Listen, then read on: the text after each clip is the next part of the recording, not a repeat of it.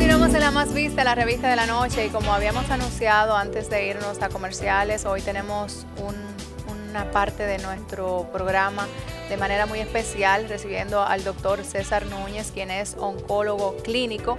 En breve también se une otra persona al staff. Buenas noches, César, gracias por aceptar conversar con nosotros aquí en la revista. ¿Cómo te sientes? Por la invitación. Buenas noches a los amigos televidentes. Oncólogo clínico, el médico, el doctor que trata el cáncer. Sí, la oncología clínica es la parte de lo que es la medicina interna, la su especialidad, que maneja lo que es los pacientes con cáncer. Básicamente lo que es manejo de terapia, cuidado paliativo.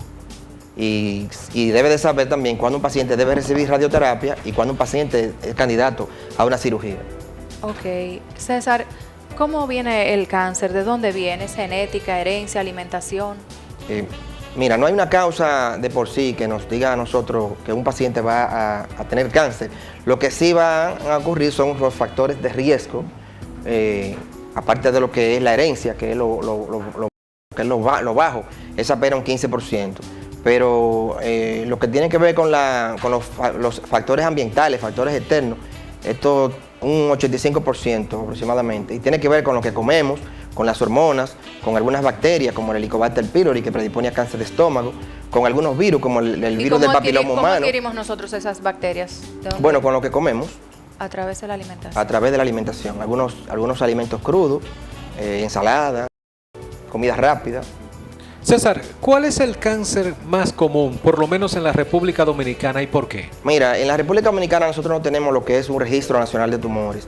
Estábamos en Austria el mes pasado, donde se hicieron un estudio de 185 países a nivel del mundo entero, donde sí tienen ellos lo que es un registro nacional de tumores. Y ellos lo catalogaban por área, por sexo, por ejemplo. El cáncer más frecuente en la mujer es el cáncer de seno. En el hombre el cáncer más frecuente es el cáncer de próstata. Pero el que más mata más que malaria, tuberculosis y pacientes con HIV, es el cáncer de pulmón. ¿Y el cáncer del pulmón también se adquiere? O sea, todos. No, el cáncer de pulmón va de la mano con lo que es el cigarrillo, con lo que es fumar. El cigarrillo tiene cientos de sustancias cancerígenas que pueden dañar lo que es ADN de la célula. Doctor, y dentro de esos alimentos que usted dice que un 85%... O sea, el 85% son lo que va a ser los factores externos, las hormonas, los virus, la bacteria, la grasa, el cigarrillo, todo eso engloba lo que es un 85%. Anteriormente se pensaba que la herencia ocupaba un 80-85%, porque antes el cáncer era una enfermedad de viejo. 60, 70 años, un paciente regularmente moría por cáncer, pero ya no. Pero entonces el cáncer está en todas partes. ¿Cómo nosotros vamos a detectar que está en una ensalada, que está en una comida que nos vayamos a comer? No, eso no. Lo que pasa es que tú, por ejemplo, puedes infectarte con Helicobacter pylori por unos alimentos más preparados. Ese Helicobacter pylori, si se incuba y al paso del tiempo, eso va a desencadenar en un cáncer de estómago, por ejemplo. El virus del papiloma humano, que por sí hay una vacuna para prevenir lo que es el cáncer de cervix en la mujer, e incluso se puede colocar en hombres también, para prevenir lo que es cáncer de laringe, de pene, de canal anal, entre otros. Okay. ¿Es cierto que la carne asada a la parrilla... La carne asada se relaciona con lo que es el cáncer de colon. Ese quemadito que le sale a la carne, que es riquísimo, eso que es buenísimo, eso libera lo que son radicales libres que dañan el ADN de la célula. Y basta con que se dañe una sola célula y que el sistema inmunológico esté un poco debilitado para que ocurra un problema, para que se desencadene un cáncer. Para hablar de prevención, ya hablamos una parte de alimentación. Se dice el cáncer detectado a tiempo se como estamos en un día a día donde consumimos alimentos que no sabemos si se alojó en nosotros, ¿cómo entonces nosotros hacemos ese chequeo normal y detectamos a tiempo? El cáncer, para que el cáncer pueda curarse, tiene que detectarse en etapa muy temprana. en etapa tardía, ya la enfermedad se considera incurable. En pantalla tenemos lo que se le recomienda a la paciente por encima de 30, 35 años, que se hagan una autoevaluación. La van a hacer frente al espejo, colocándose las manos en la nuca, observando retracción del pezón, salida de líquido por el pezón, palpándose en forma de lo que es la manecilla del reloj, desde el pezón, la areola y todos los cuadrantes de la mama, buscando nódulos o tumoración en el seno, incluyendo la axila. Esto es así, lo pueden hacer al 5º día de finalizado la menstruación. Eso se hace de esa forma para que la mujer aprenda a conocer el seno. ¿Y por qué específicamente el 5º día? Porque antes de eso, y Judy sabe bastante bien, los senos se crecen con el periodo de lo que es la ovulación y la menstruación. Okay. Y hay un dolor por naturaleza. Y hay un dolor por los trastornos hormonales que hay en la mama. ¿Puede una persona sanar completamente que haya cáncer? Depende del tipo de tumor, depende de la etapa clínica de la enfermedad. Sí, se puede sanar. Depende de la gravedad. Depende del tipo de tumor y la etapa clínica de la enfermedad. ¿Cuántas etapas tiene la...? Son 4 etapas, dependiendo de la etapa clínica se hace, dependiendo de cada órgano. Por ejemplo, a nivel de la mama tiene que ver con lo que es el tamaño del tumor. Y si hay enfermedad metastásica ya, en lo que es el pulmón, el hígado, o el hueso, ya la enfermedad se considera incurable. César, ¿por qué una mala percepción de la población, que normalmente escucho en las calles decir, hasta que le descubrieron el cáncer estuvo correcto? Le descubrieron el cáncer, lo diagnosticaron y a los 2 meses murió. ¿Por qué? Bueno, eso tiene que ver con el tipo de tratamiento que se utiliza. También tiene que ver con el tipo de cáncer, porque por ejemplo el cáncer de vías biliares y el cáncer de páncreas, los pacientes se mueren en 4, 5, 6 meses. Es cierto que cuando abren un paciente, que lo operaron, ahí es que se va a morir, no debieron de abrir. No, porque a veces esos tipos de pacientes hay que darle quimioterapia primero para reducir el tumor lo suficientemente pequeño para en un segundo tiempo hacer una buena cirugía. ¿Cuáles son los tratamientos realmente de cáncer y de qué depende que a una persona se le dé uno u otro? Me hablas de quimioterapia. Por ejemplo, los pacientes con cáncer de colon, un 85% de ellos van a curar con cirugía solo. Y dependiendo en qué etapa caiga, este paciente va a recibir quimioterapia y radioterapia. ¿Las dos cosas puede recibir o una u otra? Sí, o una u otra, pero dependiendo de la etapa clínica, porque no todos los pacientes que son diagnosticados con cáncer, por ejemplo, un cáncer de mama in situ, eso quiere decir que el cáncer no ha roto lo que es la barrera celular. O sea, tú operas a ese paciente y no tiene que darle quimioterapia. Tú has tenido, César, doctor, usted ha tenido una paciente muy especial. Es Belkis Morel. Vamos a darle la bienvenida, vamos a darle entrada a nuestro escenario a Belkis. ¿Qué tipo de cáncer padece o padeció ella y desde cuándo, César? Nos llegó a nosotros hace 5 años. Ella hizo un cáncer de canal anal, se le dio quimioterapia y radioterapia hace 5 años.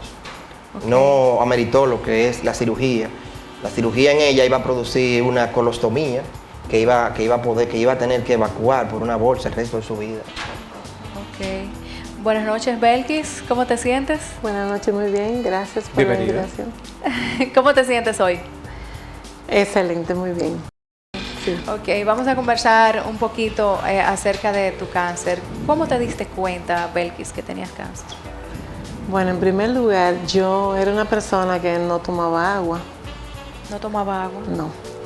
Comencé con una hemorroides y ya la hemorroide se me fue sangrante, no se me quitaba. Luego fui al gastroenterólogo y me hicieron la colonoscopía. Cuando fui a buscar los resultados, la doctora me dice, tiene que venir tu esposo contigo. Entonces yo le digo, pero dígame a mí que no, tiene que venir tu esposo contigo. Entonces lo llamamos. Cuando él se acercó, que fue, entramos, ella le dijo que yo tenía cáncer. Para mí en ese momento, yo en sí no pensé que la enfermedad era tan... Yo me quedé así, cáncer. Y bueno, nos marchamos a la casa. Desde esa misma noche él no durmió, pensando en que él quería como encontrar luz. Un médico que fuera como parte de uno, buscando soluciones. Entonces, visitamos varios médicos, muchas opiniones. Pero luego dijo, se acordó de César, pero ven acá, César Núñez, este muchachito, y lo llamó. Cuando me dijo, yo quiero que sea César, pero tú eres la que tiene la decisión. Yo, bueno, conocí a César y la entrega de César, el interés, yo lo veía preocupado, hacía quema, no, aquí yo sí esto, eso, yo lo curo eso. Entonces, Silverio me dijo, tú tienes la última decisión. ¿Nos quedamos con César o nos vamos? Yo le dije, me voy con César. Desde ahí no... Comenzamos sin fallar. Vamos aquí, vamos allí, exámenes, estudios. Siempre yo positiva que me iba a sanar. Yo lo veía a él, me daba mucho ánimo. ¿Eso influye? ¿Es ser positivo? Claro que sí. Oh, pero ven acá. Yo le veo riendo mientras ella hace su historia. Que yo recuerdo cuando los pacientes vienen, cuando los pacientes vienen donde un oncólogo por primera vez, vienen cargados de mucho miedo. Y con razón, hay que entenderlo, doctor. Tú ves, vienen cargados de mucho miedo, de mucho temor, me voy a morir. Sí. Porque el cáncer, la gente lo relaciona mucho con muerte, pero no es así. Hay muchas opciones de tratamiento que se le ofrecen a los pacientes. Y aunque el cáncer va en aumento, el año pasado murieron 7.2 millones de personas el año pasado a nivel mundial, y se estima que para el 2030 van a morir 13.2 millones, para un incremento de un 75%. Hay muchas cosas que se pueden hacer por los pacientes con cáncer. Doctor, ese diagnóstico de Belkis viene quizás por una alimentación de vida, herencia, ¿qué? Son una serie de factores que se conjugan entre lo que es la herencia, los factores alimenticios, el estilo de vida de Belkis, una serie de muchos factores. ¿Cómo era tu estilo de vida, Belkis? Nosotros hacíamos mucho barbecue y nos gustaba mucho la carne a la parrilla. Entonces yo empecé como sintiéndome mal, yo creía que era del estómago, y luego la hemorroide, y con la hemorroide sangrante fue que tuve que ir al médico porque ya no se me quitaba. Entonces no tomaba agua, no iba al baño, y de ahí empezó todo. Ese momento cuando te diagnosticaron cáncer fue un momento muy doloroso para ti, para toda la familia. ¿Tú tenías tus hijos, tus dos hijos en ese momento? Sí. Sí. ¿Qué decían ellos? Sobre todo el más grande, porque ¿qué edad tiene el más pequeño? 8 años. 8 años, o sea que no entendía en ese momento, 3 años. Unos 3 años no tenía conciencia. ¿Y tu hijo grande, Henry? Mira, hubo una parte con Henry que me emocionó mucho, que fue que Henry buscaba mucha información. César decía, hay que explicarle quimio. Él venía con un folleto de todo lo que era la quimio. Hay que darle radioterapia. Él venía con ese folleto de la radioterapia, de la alimentación. Todo el mundo como... Porque él tiene algo que uno descubre, que es el amor. Y todo el mundo quiere ayudarte. Una amiga que me dijo, una amiga mía Dulce del banco me dijo, vamos a ponerte una peluquita. Digo yo, ¿tú crees? Sí, vamos a ponerte una peluquita para que te vea más bonita y te sientas mejor. ¿Se te cayó el pelo, ¿verdad? Sí, se me cayó el pelo. ¿Cómo te sentías en ese momento? Yo me sentía, nunca perdí la fe ni perdí el entusiasmo. Yo siempre pensaba, confiaba mucho en César. Y él siempre, a toda hora que yo lo llamaba, no importaba la hora, siempre estaba conmigo. Dime, ¿qué te pasa? Llámame. Dime, cuéntame lo que sea. Siempre estaba en mi casa o me visitaba.